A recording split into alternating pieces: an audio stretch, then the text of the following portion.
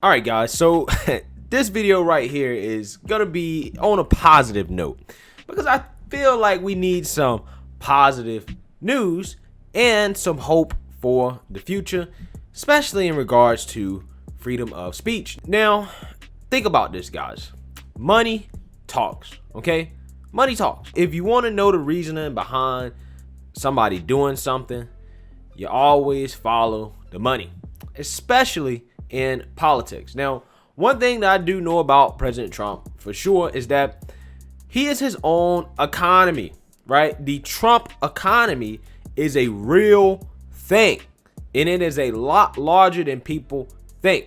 So wherever he goes, money will follow. And this has been a part of the Trump brand for years, and becoming president of the United States has elevated him into a almost deity-like status in regards to popularity and cash flow. Okay, so Facebook and Twitter learned the hard way that President Trump is his own economy, as Twitter dropped on Monday about 12.3% after banning Trump, losing about 5 billion in market cap overnight. 5 billion. It's crazy, right? Facebook, on the other hand, sank 4.5% on Monday and erased about $33.6 billion in market cap as well. So guys, just from those numbers alone, them banning Trump on these platforms has devastated their stock in one day, right? And with good reason, because Trump made a lot of these social media companies, especially Twitter, way more popular than it would have been otherwise. But before we get into that, my name is Greg Foreman, and you're watching A Black Conservative Perspective. Make sure you like, comment, and subscribe. Most importantly, share A Black Conservative Perspective, aka a leftist worst nightmare. You can also follow me on Twitter at GForemanBCP. Let's get it. All right, guys, let's take a look at what might be going on in terms of why investors are running away from Twitter and Facebook after banning Trump. So I found this article here on Fast Company that I think does a good job of outlining some potential risks associated with investing in Twitter at this point without President Trump. And I can't lie, guys. I mean, Twitter has been a wasteland without the president. I really do feel like I'm a little lonely on Twitter without Trump tweets. I just feel like it's kind of whack now. So I have actually been feeling that way. But let's get into this article. Twitter announced Friday night that it was ridding its platform of Donald Trump for good. This, of course, came after the president used his platform of choice to stir his followers to a riot at Capitol building last Wednesday. Again, this is according to them. Many cheered the move, including hundreds of Twitter employees, but the company's stock woke up to a hangover on Monday, dropping as much as 12.3% in early trading and shedding about $5 billion in market value. The stock price recovered somewhat throughout the day Monday, losing 6.4 intraday, but the volatility may not be over. Was Trump's account really worth $5 billion in Twitter? And why did many investors head for exits? Analysts are suggesting three main possibilities. All right, guys, so I'm just going to summarize these for you instead of read through them. Fear of sagging engagement. Basically, what that means is that users won't be as engaged on Twitter as they have in the past without the president. Guys, we've seen those people that literally respond to every single one of President Trump's tweets for retweets and likes. That's an economy in and of itself. What are those people going to do? Right? Like, literally, what are those people going to do? I guarantee you, those people were setting up websites, selling anti-Trump stuff, in which they was basically funneling people to their websites through getting these retweets and likes from every tweet that the president tweets, because so many people followed the president and saw the tweets and were so engaged in it. I heard stories about how people had set up bots to respond to the president and then funnel people to their websites to make money, basically without doing anything at all, which was incredible, right? There are whole businesses that are built off of President Trump's Twitter account. So, fear of exodus. Obviously, this has come true as a ton of people have started exiting these social networks out of fear that they're going to not only be censored, but they could be subject to some sort of investigation. And some people are just mad and leaving these apparently biased social media networks for more conservative friendly social networks like Parler and Gab is what a lot of conservative commentators are doing now. Obviously, they yeeted Parler off the scene. I think they'll be back. I hope they'll be back. However, Gab, on the other hand, has been gaining about 10,000 users per hour, according to the CEO, and it's gained about 600,000 since Parler was shut down. So again, guys, you can see the power of the Trump economy here, in the sense that if they took him off of Twitter, Facebook, and these other companies blew up overnight, literally blew up overnight. And you see the companies that he left, how Twitter is sagging. And the last thing is fear regulation.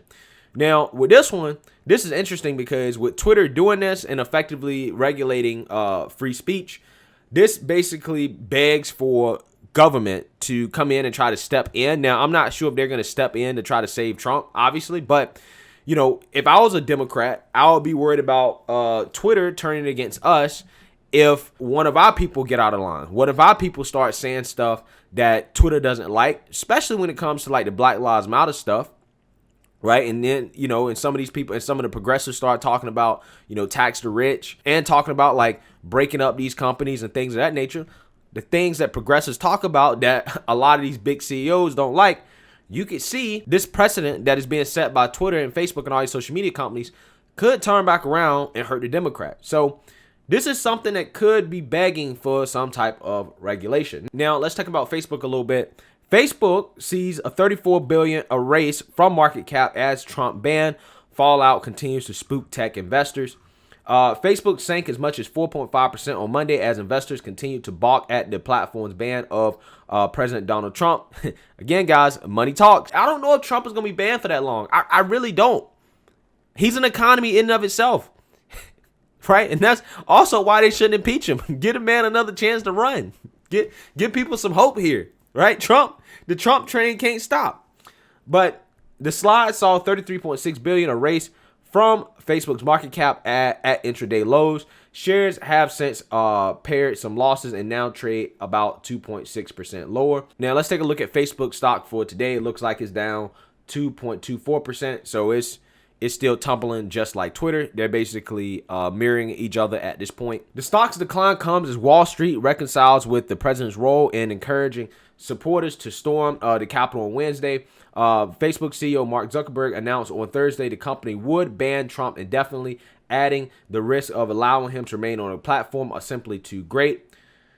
And again, guys, obviously you already know what happened with Twitter, how they banned Trump. So Facebook has saw 33.6 billion in market cap erased. Now that hit old Zuck in the pocket really, really hard, right? It really did. So as you can see, guys, like I've been saying, Trump is literally an economy at this point. And if you go woke or get woke, you go broke, right? This is a perfect example. And continuing on our theme of how money talks, state representative for Florida is stepping up to the plate in terms of fighting back against big tech. State Representative Randy Fine is suggesting that Florida should divest from tech companies censoring Trump and conservatives. State Representative Randy Fine, in a letter to Governor Ron DeSantis Tuesday, demanded the state divest from tech giants Facebook, Twitter, Amazon, Apple, and Alphabet, Google, due to their suspension of President Donald Trump's social media accounts and their moves to shut down social media platform Parler. Quote, if the president of the United States can be silenced by these companies, then so can anyone, the South Brevard Republican wrote in his letter, which called for, quote, the immediate divestment of any Florida-held equity and debt in the companies. Fine posted his letter on Facebook and Twitter from his iPhone. Fine also said he intends to introduce legislation that would, quote, forbid any state or local government from conducting any business with these companies effective July 1st of this year. No Facebook, Twitter, or Google advertising by Florida governments. No use of any Amazon services by any Florida government. No purchases of Apple or Android devices by any government agency. That's big. That's big. You know, I'm not sure if from a practical standpoint they're going to be able to do that because Facebook, Instagram, Twitter are so entwined in politics and the economy nowadays that it seems like if that actually came to fruition, I'm not sure exactly how they would be able to run government business. Now, there's a strong argument to be made that back in the past, they lived without all these companies. But trying to rewind the clock back to that is a lot more difficult than it sounds. But I like it. He's fighting back. This is how you fight back, right? You let money talk. Now, finally here, I'm throwing this in here because Twitter is just trolling us at this point. As Twitter Public Policy tweeted about a Ugandan election in which they said, ahead of the Ugandan election, we're hearing reports that internet service providers are being ordered to block social media and messaging apps. We strongly condemn internet shutdowns. They are hugely harmful, violate basic human rights and principles of the open internet. Wow. Talk about the pot calling the kettle black. Come on now, Twitter. Twitter is telling them that censoring is wrong after they just censored the president of the United States of America. Come on now, Twitter. Earlier this week, in close coordination with our peers, we suspended a number of accounts targeting the election in Uganda. If we can attribute any of this activity to state-backed actors, we will disclose our archive of information operations. Access to information and freedom of expression, including the public conversation on Twitter, is never more important than during democratic processes, particularly elections. Wow, that is a load of crap. And as you can see here, you have Jack Posobiec basically accusing them of being hypocrites, and a lot of conservatives here responding negatively to Twitter, because really this is just hypocrisy at its finest. So Jack Dorsey is probably public enemy number one in regards to conservatives. But anyway, guys, there you have it. So money talks, and we're seeing conservatives starting to fight back against this tyranny from big tech. And I think this is the way to do it without necessarily having the government come in and regulate a private company. Basically, the money got to talk back, right? The investors pull out, the government pulls out. If they all pull out, I would guarantee Twitter may change his mind or make his policies a little bit more lax. Same thing goes with Facebook, because money talks. But anyways, let me know what you guys think. Make sure you like, comment, and subscribe. Most importantly, share a Black conservative perspective. Peace.